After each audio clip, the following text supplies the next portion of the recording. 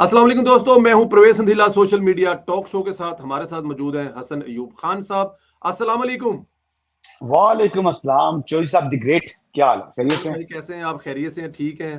बिल्कुल ठीक, बिल्कुल ठीक, शुक्र अल्हम्दुलिल्लाह। बड़ी बारीक कार्रवाई नहीं पड़ी इस वक्त? रावी को भी नहीं पता लगा कि मतलब इतनी बड़ी हैपन होने वाली थी, या रावी इस पे खामोश रहा? कोई पता नहीं चला। आदल राजा खामोश रहा, ये बात तो समझ आती है क्योंकि आदल राजा को खबरें देने वाला ही मेरे ख्याल में खबर बन गया, लेकिन रावी को भी नहीं पता लगा कि इतनी बड़ी हैपन होने जा रही थी। जनरल फैज साहब गिरफ्तार होने जा रहे थे। No comments. No comments. क्या कहेंगे इस गिरफ्तारी पर? ये अब ये इतना तो मतलब कि आप उस पे अगली बार गिरफ्तारी हुई, कोर्ट मार्शल हो सकता है, और कोर्ट मार्शल की क्या सजा है, क्या हो सकता है और क्या वजह बनी ये कि इस वक्त उनको गिरफ्तार करना पड़ा? देखें, ये तो क्या सजा होगी या क्या सजा जी। हो सकती है, जी। ये कहना कबल वक्त है, क्योंकि उनके ऊपर चार्जशीट क्या किया जाता है ये डिपेंड करता है। अच्छा अब जी। जो चार्जशीट है, आप ये देखें कि जो प्रेस रिलीज है वो सारी चार्जशीट बयान नहीं कर रही। उस प्रेस रिलीज की जो आखिरी लाइन है कि रिटायरमेंट के बाद भी जी आर्मी जी एक्ट जी। की मुतद्दिद खिलाफ वर्जियों में वो पाए गए। सबसे अहम मामला तो ये है, आई बिलीव कि इसमें इट्स वेरी ओपन एंडेड। और इसने एक, कहते हैं ना कि बेसिकली इस समंदर को जो है वो कर लिया, कोजे में बंद। कूजे में बंद कर लिया जी, कैद कर लिया। तो ये वो चीज इन्होंने की है। एक जो वन लाइन है उसमें बड़ा, मतलब समझ लें कि ब्रीफ और कंप्लीट है वो स्टेटमेंट। उसमें बहुत सी चीजें आ जाएंगी। और इसमें जिस वक्त आप, हमें और आप बात कर रही हैं, इस वक्त वो लेफ्टिनेंट जनरल फैज हमीद हैं। Lieutenant general retired Faiz Faiz Hamid नहीं है। आपको मालूम है ना, जब कोर्ट मार्शल की प्रोसीडिंग इनिशिएट होती है तो फिर वो जो आर्मी ऑफिसर होता है जो रिटायर भी हो चुका हो, वो रीइंस्टेट होता है। और रीइंस्टेट होने के बाद फिर वो कोर्ट मार्शल की कार्रवाई उसके खिलाफ जो है वो फील्ड कोर्ट मार्शल की जो वो कार्रवाई है वो उसका आगाज होता है। तो तो आप कह ये, रहे हैं कि इस वक्त जनरल फैज हमीद साहब जो है वो रिटायर्ड तस्वर नहीं किए आप जाते? रिटायर्ड नहीं है इस वक्त, वो सर्विंग है, ही इज इन यूनिफॉर्म। तो वो यूनिफॉर्म में है, lieutenant general Faiz Hameed, not lieutenant general retired Faiz Hameed. हम्म।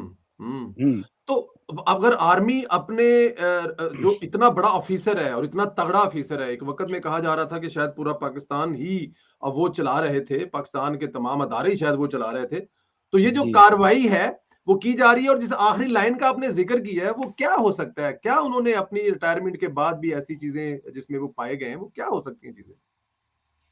देखिए, आप ये बात याद रखिएगा कि जो पाक फौज के अफसरान होते हैं, उनसे मुतल्लिक क्या सराहियां करना मुनासिब नहीं होता। लेकिन क्योंकि इस मामले में ये थोड़ा सा मामला थोड़ा मुख्तलिफ इसलिए हाथ से है, लेफ्टिनेंट जनरल फैज हमीद साहब का, इस वक्त तो हम उनको लेफ्टिनेंट जनरल फैज हमीद कहेंगे, लेफ्टिनेंट जी। जनरल रिटायर्ड फैज हमीद नहीं कहेंगे। ठीक तो है। उनका मामला इस तरीके से है कि वो अ, यानी बहुत ज्यादा उनसे मुतल्लिक दावे भी किए जा रहे हैं। हमारे साफती हल्के ये दावे कर रहे हैं कि बहुत से पर्दा नशीनों के नाम उन्होंने दे देने हैं, ये कर देना है, वो कर देना है। लेकिन एक चीज ऐसी है कि ये चीज तो बड़ी ऑब्वियस आ रही है। यानी इसका मतलब है कि वो रिटायरमेंट के बाद भी कुछ एक्टिविटीज में तो शामिल रहे हैं। यानी उस बात को भी जो है उस बात की तस्दीक कर रहे हैं वो जो दावे हैं। अब इसमें जनरल फैज हमीद जो हैं वो, उनके ऊपर रियल एस्टेट के अंदर जो उनके इंटरेस्ट थे वो तो बड़ी ऑब्वियस थे।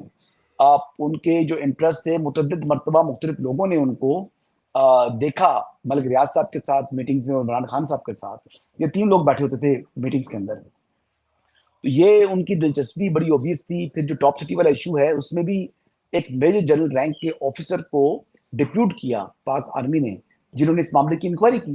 तो इंक्वायरी करने के बाद इतना जो मटेरियल है वो एटलीस्ट सामने आ गया कि इनके खिलाफ कोर्ट मार्शल की कार्रवाई का आगाज कर दिया गया है। General lieutenant general Faiz Hamid जो है वो ओवर एम्बिशियस होना तो एक चीज है, वो बड़े ओवर एम्बिशियस थे। जो इतलात हैं, इतलात के मुताबिक उनकी ख्वाहिश थी कि किसी तरीके से इमरान खान दोबारा इकतदार में आए, और इकतदार में आने के बाद उनको दोबारा डीजीआईएसआई अपॉइंट करें। उनका दैट्स जो पॉसिबल? ऑब्जेक्टिव शायद वो शायद ये हासिल करना चाहते हैं, दोबारा डीजीआईएसआई जी, दोबारा वो बट हाउ इज डीजीआईएसआई बनने पॉसिबल? की वो ख्वाहिश रिटायर थी। हो चुके हैं, तो क्या माजी में इसकी जी, कोई मिसाल रिटायर्ड मौजूद? बेनजीर साहिबा ने, माजी में मिसाल मौजूद है, बेनजीर साहिबा ने एक रिटायर्ड लेफ्टिनेंट जनरल को या सिविलियन को, आई डोंट नो, कि किसी को, जो रिटायर्ड ऑफिसर को डीजीआई से लगाया था। तो रिटायर्ड जनरल जो है वो लग सकते हैं डीजीआईएसआई। तो इसलिए आप ये उनकी भी ख्वाहिश ये थी, ये उनका आप ये इनके इनकी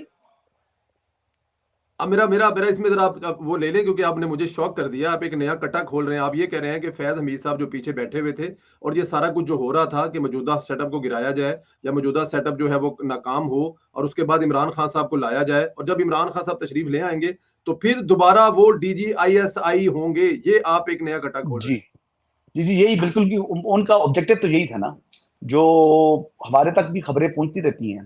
तो वो ये चाहते थे कि मैं, यानी इमरान खान दोबारा इक़्तिदार में आए, और मैं इक़्तिदार में आने के बाद मैं किसी तरीके से दोबारा डीजीआईएसआई बन जाऊं। तो ये उनकी ख्वाहिश थी, ये वो हासिल करना चाह रहे थे, क्योंकि आपको मालूम है कि पहले भी इनका इतना टाइम हो गया था ऐसा डीजीआईएसआई कि फिर सवालात उठने शुरू हो पड़े। इवन के जो उस जमाने में कोर कमांडर कॉन्फ्रेंसेस हो रही थी, उसमें कुछ जो आर्मी ऑफिसर थे वो इवन के उस वक्त के army chief general Qamar Javed Bajwa की प्रेजेंस के अंदर ये बात करते थे कि जी बाकी लोगों को जो है वो इस पर कोई रिजर्वेशन हैं, और क्या आर्मी इंस्टीट्यूशन जो है वो उसका एक डिसिप्लिन है, एक तरीकाकार है, जो ज़ाब्ते चलते आ रहे हैं, उनको फॉलो किया जाएगा या नहीं किया जाएगा। जाहिर बात है, चीफ तो चीफ है ना, तो चीफ के सामने लेकिन अपनी जो रिजर्वेशन थी उसका इजहार होता था।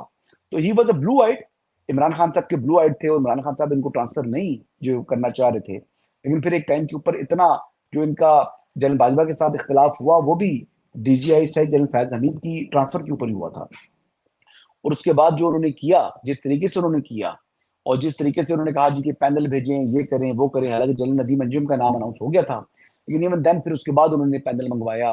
फिर पैनल मंगवा कर फिर जो उनके इंटरव्यूज किए बाकी लोगों के, आप ये देखें ना कि अब वो दो को मालूम था कि हमारे चीफ ने फला बंदे को डीजीआई से अपॉइंट कर दिया है, लेकिन वो दो जनरल्स जो हैं वो गए सिर्फ अपने चीफ की, अपने बॉस के ऑनर में वो जाकर उन्होंने वो इंटरव्यूज दिए, जबकि उन्होंने जाकर यही कहा जी कि थैंक यू वेरी मच, आपने हमें बुलाया, लेकिन हम क्योंकि अपने चीफ ने जो कह दिया, हम उसकी जो ऑर्डर्स हैं उसके खिलाफ नहीं जाना चाहते, लिहाजा हमें ये डीजीआईएसआई की पोस्टिंग नहीं चाहिए। तो वो दोनों जो जनरल्स इनके जनरल अंजुम के अलावा गए थे, उन्होंने जाकर रिग्रेट कर दिया था अपॉइंटमेंट अपनी एज ए डीजीआईएसआई। लेकिन वो अपनी अना की तस्कीन थी, जो बानी चेयरमैन तहरीक इंसाफ चाहते थे उस वक्त, उन्होंने अपनी अना की तस्कीन के लिए सारा किया। फिर देखें कि इनको जब कोर कमांडर पेशावर लगाया गया, तो कोर कमांडर पेशावर जब ये लगे, तो उस टाइम भी इन्होंने बहुत तरीके से सहूलतकारी फराम की तहरीक इंसाफ को।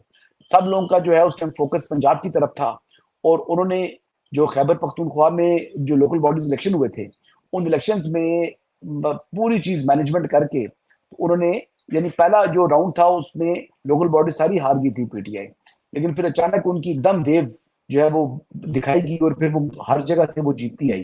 वो सारी चीजें उन्होंने मैनेज की थी। तो ये मैनेजमेंट के तो वो बड़े जो है वो माहिर हो चुके थे मास्टर। जनरल फैज हमीद। उनको ये कहा जाता था कि ही इज अ डूअर। हालांकि उनके बारे में ये बात मुझे बड़ा मालूम है कि उन्होंने जो अपना स्टाफ कॉलेज कोयटा अपना जो पास किया था, अब वो स्टाफ कॉलेज कोयटा का जो आप मेजर रैंक के ऊपर आपका वो होता है, उसमें उन्होंने अपनी बाजू का हेयर लाइन फ्रैक्चर उनका था, तो उनके साथ एक एडिंग ऑफिसर बैठा था। तो बस ज्यादा बात नहीं करूंगा। ज्यादा बात नहीं करेंगे। अच्छा, एक दो चीजें इसमें हैं, अभी मैं वो आगे जाके करूंगा, लेकिन मुझे जरा ये बताएं कि रऊफ हसन साहब की गिरफ्तारी को कनेक्ट किया जा रहा है कि उनकी गिरफ्तारी और कुछ डेटा ऐसा, और उसके बाद, बट मेरे ख्याल में ये तो चीजें बड़ी देर से चल रही होंगी ना, सॉरी जनरल फैज साहब वाली, मुतल्लक हो सकता है आपस में राउफ साहब की गिरफ्तारी और डेटा कुछ ऐसा। रऊफ साहब की भी, और इमरान खान साहब के साथ भी बराह रास्त। नहीं, लेकिन अब इमरान खान वो, साहब तो इसको जेल में बैठे हुए ना, उनके साथ बराह रास्त कैसे हो सकती है। जी बराह रास्त तो उससे पहले, जेल से पहले भी तो बाहर थे ना। जी। जी, तो इनकी रिटायरमेंट के बाद भी इमरान खान साहब बाहर ही थे ना। तो वो रऊफ हसन के वाया और बहुत सी चीजें सामने आएंगी, ऐसी अभी चीजें सामने मजीद आएंगी। अभी जी मजीद जो बिल्कुल चीजें ऐसी हैं वो चीजें सामने आएंगी हर जी गुजरते आएंगी, दिन के साथ। लेकिन सामने आएंगी, लेकिन वो पब्लिक की जाती है नहीं की जाती, क्योंकि आपको मालूम है कि उनका मामला तो मिलिट्री कोर्ट्स में है ना। तो वहां से तो इस तरीके से चीजें नहीं होती। वहां तो बड़ा फेयर एक ट्रांसपेरेंट सिस्टम होता है। वहां पर जनरल फैज हमीद को अपना डिफेंस काउंसिल करने का जो है वो राइट है, अपनी मर्जी का, ऑफ हिज ओन चॉइस। और वहां पर जो प्रोसिक्यूशन होगी उसका केस होगा, इनका डिफेंस काउंसिल होगा, वहां पर बिल्कुल मेरिट के ऊपर इस मामले को परखा जाएगा। क्योंकि देखिए, एक बात याद रखिएगा, कि आर्मी में अपनी खुद एहतसाबी का जो सिस्टम है वो इतना कड़ा जो एक निज़ाम है, उसमें किसी के साथ अनफेयर भी नहीं होता। तो अगर इनको वहां पर सजा होती है या मिलिट्री कोर्ट्स में किसी को भी सजा होती है, तो उसमें जानिबदारी का सवाल ही पैदा नहीं होता, या उसमें हम्म। किसी को गैर जरूरी रियायत देने का सवाल ही पैदा नहीं होता। वहां पर बिल्कुल जो म्यार है ना, वो बिल्कुल कहते हैं ना हकीकी यकीनी इंसाफ वहां पर जो है यकीनी बनाया जाता है। और यही वजह है कि ये पाक फौज को इस लिहाज से एक मुमताज इदारा बनाता है कि जिसके अंदर खुद इतना जबरदस्त मैकेनिज्म मौजूद है कि दीगर इदारों को भी ऐसा मैकेनिज्म बनाने की जरूरत है। और वैसे तो तनकीद बड़ी की जाती है पाक फौज के ऊपर, लेकिन आप ये देख लें कि हमारे दीगर इदारे जहां पर खुद इत्तेसादी का निज़ाम मौजूद है, यानी हमारी आला अदलिया, लेकिन उसके अंदर जो कार्रवाइयां हैं वो बड़ी जो है ना वो स्लो। अनफेयर भी होती हैं। उसमें जैसे जस्टिस शौकत सिद्दीकी साहब की रिमूवल है सुप्रीम जुडिशल काउंसिल से, उसको तो खुद सुप्रीम कोर्ट ऑफ पाकिस्तान ने बाद में कलअदम करार दिया, और उसको जो है वो ड्यू प्रोसेस ऑफ लॉ के बगैर उनको जो है वो उनकी मुलाजमत से बरतरफी हुई है। तो ये तो सुप्रीम कोर्ट ने कह दिया, तो उसके ऊपर तो सवाल उठते हैं ना जी, उसके ऊपर तो सवाल उठ रहे हैं। लेकिन ये इस मामले में कभी भी आज तक कोई सवाल नहीं उठा। हर बंदे के साथ एक इंसाफ के तकाजों को पूरा किया जाता है। ठीक है, बिल्कुल ठीक हो गया। इमरान खान साहब को परेशान होने की जरूरत है गिरफ्तारी के बाद? जी बिल्कुल होने की जरूरत है कि अगर जो चीजें हम जिस बात का शुबा जाहिर कर रहे हैं, अगर वो चीजें सरफेस के ऊपर आती हैं और सपोजिटली सरफेस पर आ जाती हैं, जैसे मैं कह रहा हूँ कि मतलब इन्फॉर्मेशन तो है कि उनके इमरान खान साहब के साथ रबते थे और इमरान खान साहब की पार्टी के साथ या उनके फोकल पर्सन के साथ रबते थे, तो अगर ऐसी चीज सामने विजिबल होती है, तो इसमें तो फिर अगर आर्मी एक्ट के तहत खिलाफ वर्जियों के ऊपर कार्रवाई हो रही है जनरल फैज हमीद के खिलाफ, तो फिर ये कार्रवाई का जो दायरा है वो तो इमरान खान साहब के ऊपर भी आ सकता है। और अगर इमरान खान साहब के ऊपर ये मामला आता है, तो इमरान खान साहब को भी फिर मामला जो है मिलिट्री कोर्ट में जाना चाहिए। अगर जनरल फैज के जा रहे हैं मिलिट्री कोर्ट में, तो फिर इमरान खान भी मिलिट्री कोर्ट में जाए ना। तो इमरान खान साहब का फिर मामला मिलिट्री कोर्ट में जा सकता है। और ये मिलिट्री कोर्ट में गया तो इमरान खान साहब के साथ भी नाइंसाफी नहीं होगी, बल्कि कानून के तकाजे तमाम और इंसाफ के तमाम तकाजों को पूरा किया जाएगा। ये इस तरह नहीं होगा कि वहां पर किसी को विक्टिमाइज कर दिया जाए। इवन देन, चाहे सिविलियन हो चाहे कोई मिलिट्री ऑफिसर हो, जो भी होते हैं वहां पर जो फेयरनेस है ऑफ ऑफ ऑफ ट्रायल या फेयरनेस ऑफ अकाउंटेबिलिटी, वो तमाम की तमाम तकाजे जो हैं वो उसको बिल्कुल आइन कानून और ज़ाब्ते के मुताबिक होते हैं। बिल्कुल ठीक है। सर्दियां अच्छा, गुजारने की मिलिट्री कोर्ट आपको समझाता हूँ। मिलिट्री कोर्ट का जो काम होता है ना, वो it's like A session court, वो सेशन कोर्ट के बराबर है।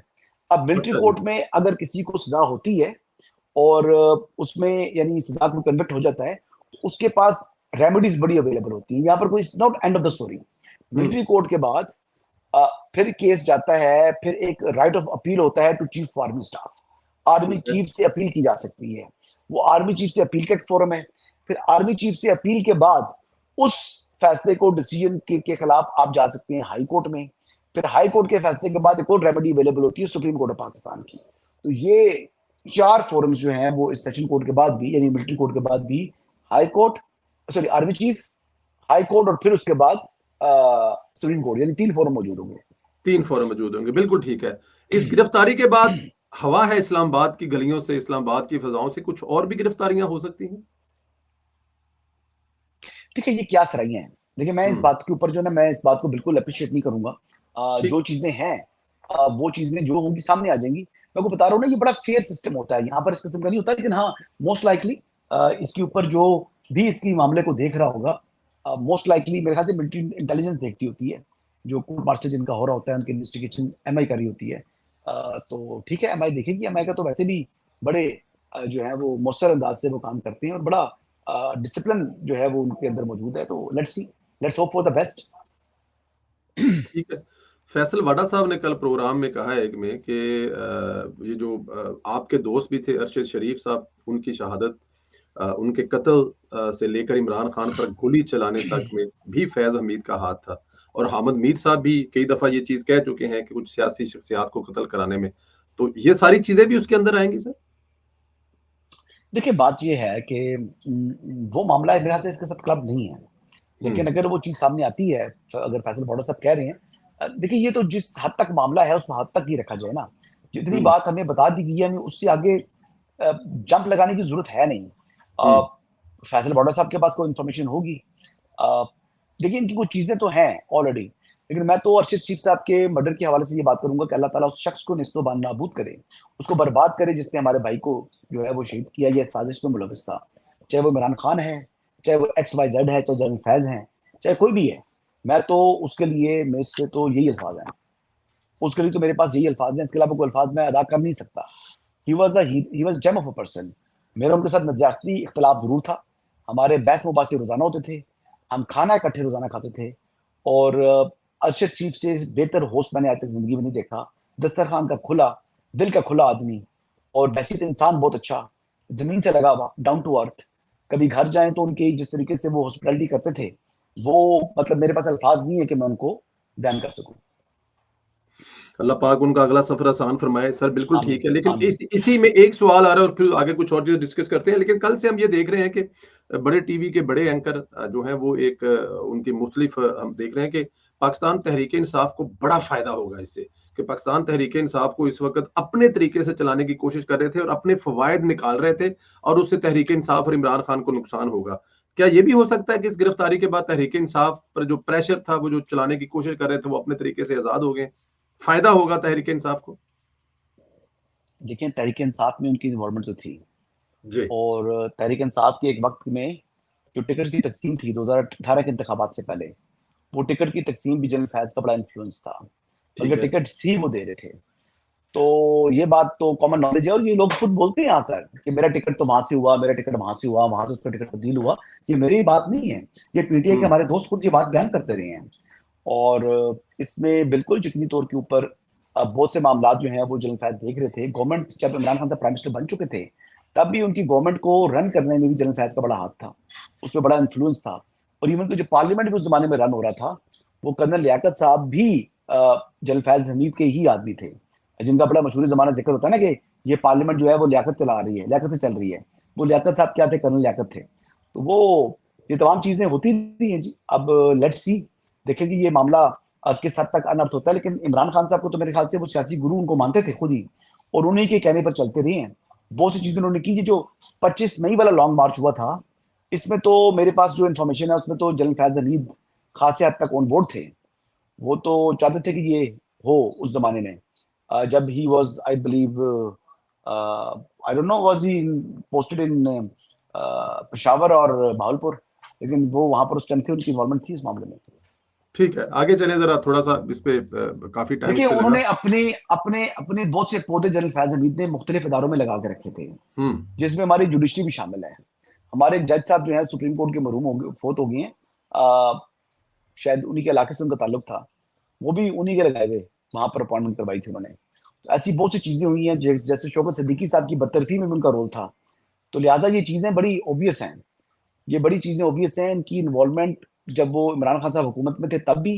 और अब ये देख लेना कि फैजाबाद धरना केस में जो ऑब्जर्वेशन मौजूद थी, उन ऑब्जर्वेशन के बावजूद वो रिव्यू केस क्यों नहीं लगने दिया गया? वो इतना अरसा वो रिव्यू वाला केस नहीं लगा, उसकी वजह क्या थी? कि जनरल फैज हमीद का इन्फ्लुएंस था।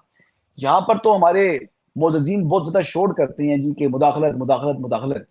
वो जो करते रहे वो मुदाखलत नहीं थी, वो मेरे ख्याल से पाक पाक मुदाखलत थी, या वो कहते हैं हलाल मुदाखलत थी। और आज तो मुदाखलत है नहीं, लेकिन इसके बावजूद इल्जाम जो है वो बहुत लगाया जाता है कि जी। और मजे की बात यह है कि वो मुदाखलत का जिस जमाने का जिक्र करते हैं हमारे मोअज़्ज़िज़ीन 6, जिन्होंने खत लिखा था सुप्रीम जुडिशल काउंसिल को, उन्होंने भी यानी साबिक चीफ जस्टिस उमरता बंदयाल के जमाने की मुदाखलत का जिक्र किया था। बट इवन देन बात ये है कि वो मुदाखलत भी जिस तरीके से जो उनके इल्जाम हैं, वो भी किसी जगह साबित नहीं होते।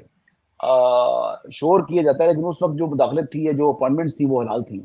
और बहुत से प्रॉक्सीज जो हैं वो उन्होंने अपने फिट कराए अदलिया के अंदर, उनकी इवन के अपॉइंटमेंट तक उनका ये उनका बीच में इसमें रोल था। और वो रोल उनका यानी उनके लगाए हुए पौधे आज भी हमारी आला अदलिया में के अंदर मौजूद हैं। जनरल फैज हमीद के लगाए हुए पौधे आज भी आला अदलिया में मौजूद हैं, या उनके प्रॉक्सीज कह सकते हैं, ये एक जमाने में उनके प्रॉक्सीज थे। सही, बिल्कुल ठीक है। अच्छा, मुझे ज़रा अब आ जाए ज़रा बड़ा बड़ा मैं आई डोंट नो इस पे आपका कमेंट बहुत ज़रूरी है। जी, जस्टिस मंसूर अली शाह साहब जो कि ज़ाहिर है आने वाले चीफ जस्टिस की लाइन में सबसे पहले नंबर पर हैं। उनकी उस दिन की तकरीर और उस तकरीब में उनका अपने मेहमान ख़ुसूसी वाली सीट से उठकर कुछ दूसरे मेहमानों के साथ जाकर बैठना सोशल मीडिया पे बड़ा वायरल है। क्या उस दिन जो उन्होंने तकरीर की उसको आप जस्टिफाई समझते हैं, उनको करनी चाहिए थी, ये जरूरत थी उसकी करने की? कहा जा किस रहा है चीज कि के लिए? अपने आप को मतनाजा कर लिया है उन्होंने, ये जो तकरीर उन्होंने की है कि मतलब जो सुप्रीम कोर्ट का हुक्म है वही आखिरी हुक्म है, इसके अलावा और कुछ भी नहीं है, हमारे गलत फैसले होंगे सही फैसले होंगे उसका भी फैसला हम करेंगे। बस उनकी ये राय है जी, मैं क्या कह सकता हूँ, उनको ऐसी राय देने की जरूरत क्यों पड़ रही है, और क्यों उनको ये वार्निंग देने की जरूरत पड़ रही है, क्यों उनको ये शुबा है कि उनके फैसले को पर अमल दरामद नहीं होगा? वजह ये है कि I guess deep inside his heart उनको शायद अंदाजा है कि ये फैसला करने की उनके पास जो है वो इख्तियार नहीं था, आई बिलीव।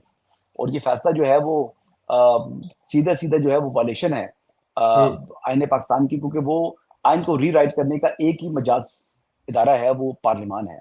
तो पार्लियामान से बालादस्त वो हो नहीं सकते। जो काम पार्लियामान को आईन पाकिस्तान ने दिया हुआ है, वो तशरीह के नाम पर अपने फैसले के जरिए कॉन्स्टिट्यूशन को रीराइट कर नहीं कर सकते, वो रीराइट कर गुजरे हैं। तो उनको शायद अब शुबा है कि पार्लियामेंट जो है वो अब मजामत कर रहा है, और पार्लियामेंट अपनी अथॉरिटी जो है वो मनवाने जा रहा है। तो लिहाजा उनको अब शक पड़ गया कि हमारा फैसला अमल दरामद नहीं होगा, तो फिर अदालत की जो है वो उस पर बेतौकीरी होती है। तो भाई ये तो इसमें उनको खुद सोचना चाहिए था ये फैसला देने से पहले, क्योंकि मैं आज भी कह रहा हूँ कि ये फैसले की जब तफसील या डिटेल रीजनिंग देने का वक्त होगा, उस वक्त हमारे मोअज़्ज़ज़ जजेस साहिबान को 105 पर बुखार हो जाएगा ऑथर जज को, क्योंकि इसकी रीजनिंग देना इतना आसान नहीं है, बड़ा मुश्किल होना है ये। तो लिहाजा ये अब चीज इस तरीके से है, बट लेट्स सी ये क्या होता है। लेकिन आने वाले दिन में ये फैसला तो इम्प्लीमेंट नहीं होगा जी, ये फैसला इम्प्लीमेंट हो नहीं सकता, और ये फैसला इम्प्लीमेंट नहीं होना चाहिए। क्यों इस फैसले को इम्प्लीमेंट किया जाए? देखिए, आईने पाकिस्तान जो आपको इख्तियार देता है, आप उससे तजावुज नहीं कर सकते, अपनी पावर्स ही इनहेरिट आईने पाकिस्तान से करते हैं।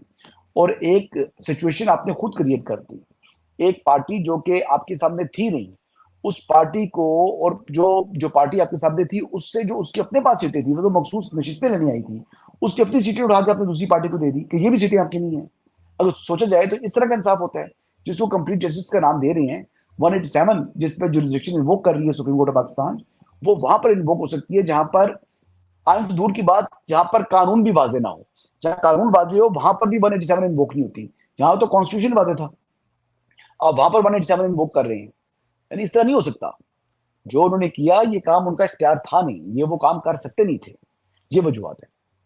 ये वजूहत हैं, बिल्कुल ठीक है। और आप समझते हैं कि आने वाले वक्त में जाहिर है अगर वो चीफ जस्टिस बनते हैं तो हुकूमत के साथ जो एक लफ्ज फड्डा इस्तेमाल अगर किया जाए तो गलत तो नहीं होगा, तो अभी से ये इसको समझा जाए कि फड्डा स्टार्ट होगा। देखिए, इससे पहले तक तो उनको मैंने बड़ा फेयर आदमी देखा है, जी। और कुछ सवालात, हर इंसान है उनके ऊपर चीजें आती हैं, कुछ कमजोरियां होती हैं, लोग सवालात उठाते हैं उनके ऊपर, उनकी जजमेंट के ऊपर सवालात उठाते हैं, कई कई उठाते हैं, और राइट उनका उठा सकती हैं। तनकीद बरा इस्लात होनी चाहिए जी, इसमें तो ठीक। कोई किसी की तस्दीक नहीं है। जो जनरल बाजवा साहब की एक्सटेंशन वाला केस है, उसके ऊपर आसिफ जैद खोसर साहब के ऊपर और इनके ऊपर सवालात उठते हैं। लोग ये बातें करते हैं जी जनाब कि वो उस टाइम तो कानून था नहीं, तो कानून के बगैर आपने 6 माह की एक्सटेंशन क्यों दे दी कि आप कानून साजी कर लें? लेकिन आज वो कानून मौजूद है, आज वो कानून बन चुका है, तो कानून बनवा दिया उसका, गया ना। उसको बनवा दिया गया। अब उसको देखने का एक और आजादिया ये भी ये है कि कानून नहीं था, तो उन्होंने एक, यानी सिचुएशन को ठीक करने के लिए, दुरुस्ती के लिए वक्त दे दिया पार्लियामान को, और पार्लियामान ने वो उसकी इस्लाह कर ली। आज तो यानी ये कानून बन चुका है, अब तो एक्सटेंशन या रीअपॉइंटमेंट होती है तो वो तो एन आइन और कानून के मुताबिक होगी। लेकिन उस टाइम जो 6 महीने का वक्त दिया गया था, उनकी भी दोबारा रीअपॉइंटमेंट ठीक हुई थी, लेकिन बात यह है कि रीअपॉइंटमेंट के लिए जो 6 महीने का वक्त बीच में गैप है ना, उस गैप के ऊपर सवाल उठते हैं, और लोग उठाते भी हैं। बिल्कुल ठीक है। हुकूमत मुद्दते मुलाजत में तसी या उसकी जो उम्र है वो बढ़ाने के बारे में जो बातें आ रही थी, जिसमें आकर शायद काजी साहब को मजीद टाइम मिल जाए, इस किस्म का अभी भी कोई इरादा रखती है, हो सकता है आप, या समझते हैं कि ये चीज खत्म हो गई हुई है? देखिए, कॉन्स्टिट्यूशनल पैकेज तो आना ही आना है, आज अच्छा नहीं, जी। कल, कल नहीं, परसों। ये आपकी मजबूरी है, ये कोई एक पर्सन स्पेसिफिक नहीं होगा, यानी ये काजी फाजिल साहब के लिए मामला नहीं होगा। अभी तो देखिए मामला खुल चुका है ना, तो सब चीज है, कोई राज वाली बात नहीं है। हुकूमत तो ये कॉन्स्टिट्यूशनल पैकेज लाना चाह रही है। मैंने पहले भी कहा था, जिस दिन ये मखसूस नशिस्तों वाला फैसला आया था, कि जिस दिन अगर ख्वाहिश होगी करवाने की आईनी तरमीम, तो आईनी तरमीम हो जाएगी। लोग पूछते थे कैसे, मैंने कहा इसी तरीके से जिस तरह नवाज शरीफ साहब ने जल बाजवा की एक्सटेंशन में वोट दे दिया था मुस्लिम लीग नवाज ने, तो दे दिया था ना, तो वो हो गया था। क्या वो लोग, किसी को तसव्वुर थे इस बात का, वो तसव्वुर कर सकता था कि नवाज शरीफ साहब इतना अच्छा कैद नहीं है, इसके बावजूद वो जब मुल्क से बाहर किए तो उन्होंने ये एक्सटेंशन के लिए उनकी पार्टी ने वोट दिया, दिया ना मुस्लिम लीग नवाज ने। तो लिहाजा इसी तरीके से हो जाएगा। लेकिन अब इसमें और भी बहुत सी चीजें हैं, ये कॉन्स्टिट्यूशनल पैकेज जरूरत इसलिए है कि एक अगर सपोजिटली रिटायरमेंट एज आप बढ़ाते हैं तो आपको जो पेंशन के हवाले से बोझ है वो आप कम से कम उनसे काम तो ले सकेंगे, और नई आसानी खाली नहीं होगी। एक चीज तो ये है, वो 2 साल मजीद काम करेगा।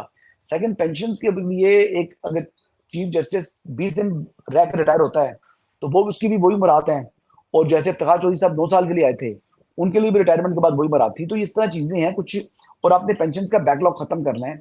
आप किसी न किसी तरीके से अपनी जान छुड़ाना चाह रहे हैं कि बहुत बड़ी पेंशन आ चुकी हैं, तो लिहाजा ये एक पूरा का पूरा पैकेज आएगा जिसमें तमाम मुलाजमीन की रिटायरमेंट की उम्र का फर्क पड़ेगा। इसमें बाकी आम जजेस की रिटायरमेंट एज भी बढ़ाई जाएगी और आम ब्यूरोक्रेट्स की भी शायद रिटायरमेंट की एज बढ़ाई जाए। तो ये एक सारा तरीकाकार है, लेकिन लेट्स सी, देखें जी क्या सिमत इख्तियार करता है, ये तो आने वाला वक्त बताएगा। लेकिन मेरे ख्याल के मुताबिक आप इस बात की उम्मीद रखें कि ये शायद कॉन्स्टिट्यूशनल पैकेज आ जाएगा। बिल्कुल ठीक है, डराएं आप यूथियों के, आप मतलब जो है ना वो तरा कढ़ी जाएं कि शायद करके भी वो आपकी शायद को बड़ा समझ लेते हैं। सर अब मुझे जरा ये बताएं कि आखिर में जनरल फैज साहब पकड़े गए, उनके पकड़े जाने की शायद इमरान खान को अंदाजा था, तो गैर मशरूत माफियों की बात हो रही थी। अब जरा बताएं कि क्या माफी मांगने की वो जो ऑप्शन आप कहते हैं ऑप्शन थी, रहेगी और आगे भी मौजूद रहेगी, तो अब उसमें कितना ज्यादा तशद्दुद आ जाएगा नहीं कि नहीं बड़े नहीं नहीं, अच्छा जी।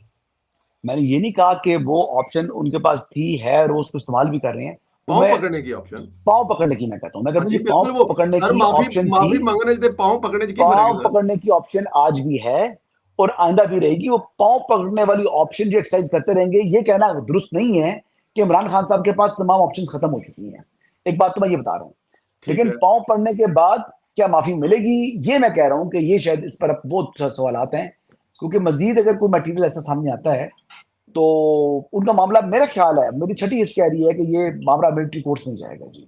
इमरान खान साहब का जो केस है अब, वो जो मामलात हैं उनके काफी ज्यादा संगीन है, और ये कुछ ऐसी चीजें जो कि ऐसा एविडेंस भी होगा जिसके बाद वो उसको उसकी तर्दीद नहीं कर पाएंगे।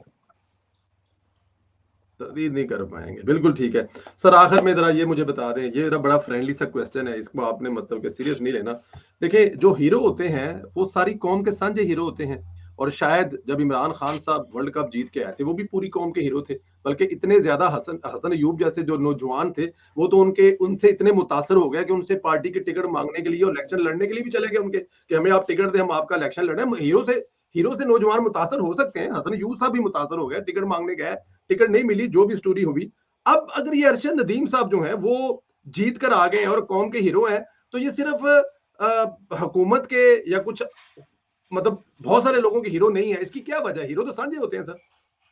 अच्छा, पहली बात यह है कि आपने वो टिकट वाली बात कर दी, तो वो इंसान नहीं जिससे गलती ना हो, और वो अ, बिल्कुल शैतान है जो अपनी गलती पर जो है इतराता रहे, उस पर नदामत महसूस ना करे। तो बिल्कुल मुझसे गलती हुई थी, और गलती के लिए मैं खुद को जो है कसूरवार ठहराता हूँ। और मुझे कुछ लोगों ने समझाया भी था कि अच्छा ये जी। पॉलिटिकल पार्टी नहीं, ये फैन क्लब है। तो मैं भी फैन क्लब का ही हिस्सा था। लेकिन उसके बाद कुछ चीज़ों पर 35 पंचर वाला मामला सामने आया था, तो उसके बाद मैं बड़ा, मेरे लिए चीज़ विजिबल हो गई थी, इनके झूठ बड़े विजिबल हो गए थे। उसके बाद मेरी जो चीज़ मुझे नजर नहीं आती थी फिर मुझे दिखाई देना शुरू हो पड़ी। मुझे बहुत सी चीज़ें, बहुत से इनके झूठ वो दिखने लग पड़े। तो इसके बाद मैंने भी, अल्लाह का शुक्र है कि इस्लाह कर ली, जल्दी इस्लाह कर ली। और लेकिन ये है कि जी कौम के हीरो सांझे हैं। अरशद नदीम ने वाकई पाकिस्तान के लिए एक खुशी लेकर आए हैं। He's a bringer of pride for the entire ji nation. Ji. He's a bringer of smile for entire nation. Uh, Arshad Nadeem ने साबित किया ही इंस्पिरेशन फॉर आवर यूथ, कि वो भी देखें कि जनाब के आप खुद अपने ऊपर भरोसा करें, मेहनत करें, फोकस करें, तो कामयाबी जो है उससे आप हमकिनार होंगे। और आपके जो हमारे नौजवान हैं उनको कीबोर्ड वॉरियर्स बनने की बजाय एक्चुअली इस सिमत में काम करना चाहिए। और इसमें कामयाबी के बाद आप यंग है, तो आज अल्लाह का शुक्र है, अल्लाह का फजल हो गया ना, करोड़ों रुपए तो उसको इनाम में मिल गए, दुनिया में एक बिल्कुल। नाम बन गया, उसका दुनिया में एक स्टेटस बन चुका। और अब इसके बाद बहुत से यानी ब्रांड्स वगैरह भी उनसे ये करेंगे, उनसे रब्ता करेंगे। मेरे ख्याल से आप अगले कुछ दिनों में इश्तेहारात में भी आप उनको देखना शुरू कर देंगे। फिर कोई नाइक जैसे या इस तरह के बड़े बड़े जो ब्रांड्स हैं, हो सकता है कि उनका वो जो स्पॉन्सर किट ब्रांड करना शुरू कर एम्बेसडर। दें। हाँ, ब्रांड ब्रांड एम्बेसडर होते हैं वो, उनकी स्पॉन्सर किट इस्तेमाल कर लेते हैं, उनको लोगोस लगा लेते हैं, जैसे क्रिकेटर्स करते हैं, पैसा कमाते हैं यहाँ से, जैसे फुटबॉलर्स पैसा कमाते हैं, तो ये भी ओलंपियन है, तो गोल्ड मेडलिस्ट हैं, और ओलंपिक्स का रिकॉर्ड होल्डर हैं। तो मेरे ख्याल से डेफिनेटली इनको मजीद एड्स मिलने 118 हैं। साल का रिकॉर्ड तोड़ा। जी 118 ईयर्स का रिकॉर्ड तोड़ा है। तो अब देख लें जी, ये तो अब अल्लाह का बड़ा फजल हो गया इनके ऊपर। तो ये हमारे नौजवान दीगर भी ये कामयाबी, इस तरह की कामयाबी हासिल कर सकते हैं। और ये देखें, इसके ऊपर पॉलिटिक्स नहीं होनी चाहिए। बड़ा अच्छा हुआ मरीम नवाज शरीफ साहबा गई, 10 करोड़ का इनाम भी दिया उनको पंजाब हुकूमत की तरफ से, और एक नई होंडा सिविक गाड़ी भी दी, और उसका नंबर प्लेट भी रजिस्टर करके दी 9297। तो ये भी अच्छा किया है जी, ताकि उनके अपने रिकॉर्ड का आ गया। तो वो इस पे कुछ लोग जेलसी फील कर रहे हैं, पीटीए वाले दोस्त। क्यों उनको क्यों जेलसी फील कर फील रहे नहीं हैं? करना चाहिए। अच्छा अच्छा, हसन बस ये ना मुझे बेवकूफ है, बेवकूफ है। मतलब क्यों, मतलब ये तो कौम का हीरो है, और अगर मरियम नवाज का वहां पर जाना, एक तो आप कह रहे हैं कि ये बड़ी अच्छी बात है, पॉजिटिव बात है, 10 करोड़ रुपया और साथ में गाड़ी, और गाड़ी का नंबर भी, फखर होना चाहिए ना इसमें पूरी कौम को सर। ये तो संजय हीरो हैं, तो फिर पीटीआई वाले फखर दोस्त है जी, क्यों इतने फखर है। जेलस हो रहे हैं? बस वो हसद का कोई इलाज नहीं है, लाइलाज है ना, हसद का तो कोई इलाज नहीं है। उसमें आपको तकलीफ जरूर होती है, लेकिन उससे हासिल कुछ नहीं होता। आप अपनी जान को जलाते हो, अपने अंदर जलाते हो। देखिए हसद जो है ना, वो कुछ भी नहीं, मतलब उससे हासिल उसूल कोई नहीं है, उससे सिर्फ नुकसान ही नुकसान है। तो मैं तो यही कहूंगा, तो हसद ना कर, मेहनत कर। तो मेहनत करें नौजवान हमारे, ये कीबोर्ड वॉरियर बनना छोड़ें, फोकस करें, ट्रैक पर जाएं। और देखिए कुछ दोस्त अभी जबरान अलियास टाइप के लोग जो है ना, वो हमारे नौजवानों को उकसा रहा है। वो चाहता है किसी न किसी दफा फिर 9 मई की तर्ज पर को वाक़या करा जाए और लोगों को रियासत के सामने खड़ा कर दे। तो नौजवानों को यही पैगाम है कि आप, और बल्कि उनके वालिदैन को ये पैगाम है कि आप बिल्कुल इनकी बातों में मत आएं। आप इस मर्तबा में खुद आर्मी चीफ के फंक्शन में मौजूद था, और आर्मी चीफ ने दो टोक अल्फाज में कहा कि जो पाकिस्तान को अदम इस्तेकाम से दो चार करने की कोशिश करेगा तो सामने हमें खड़ा पाएगा। इसका मतलब ये है कि अफवाज जो है वो पाकिस्तान को अदम इस्तेकाम से दो चार करने वालों के साथ सख्ती से निपटेंगी।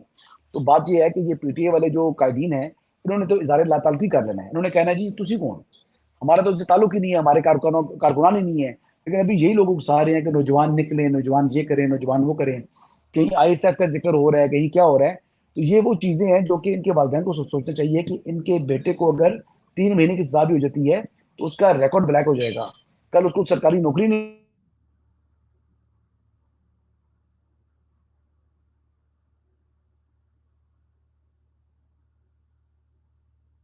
हसन यूब साहब का इंटरनेट फ्रीज हुआ है, बट वो बता रहे हैं कि वालदैन को सोचना चाहिए कि जो उनका रिकॉर्ड है, देखिए ना इंग्लैंड की मिसाल आपके सामने है कि जिन लोगों को इंग्लैंड में एक दफा, जी हसन साहब आप प्लीज कंटिन्यू कीजिएगा, वालदैन को सोचना चाहिए यहाँ से। जी वालदैन को ये सोचना चाहिए, अपने बच्चों के मुस्तकबिल का ख्याल रखें। आप इनको बिल्कुल रियासत के सामने या रियासत के खिलाफ किसी किस्म की भी काम करने से रोकें, डांट डपट करें, सख्ती करें, और इनको बाहर ना आने दें।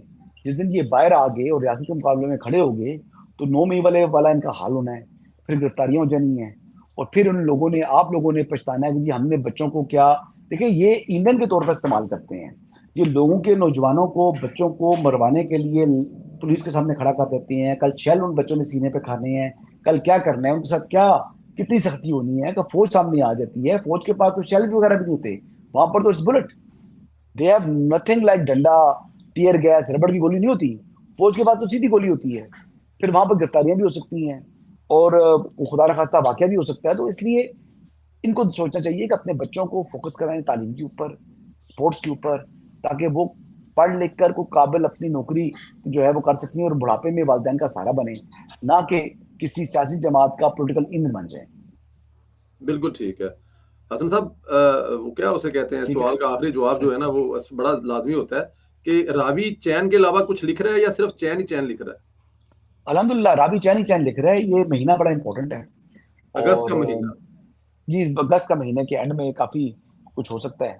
और जिसका मैं जिक्र कर रहा हूँ कॉन्स्टिट्यूशन पैकेज, उसके लिए भी टाइम यही महीना, 1.5 महीना ही है।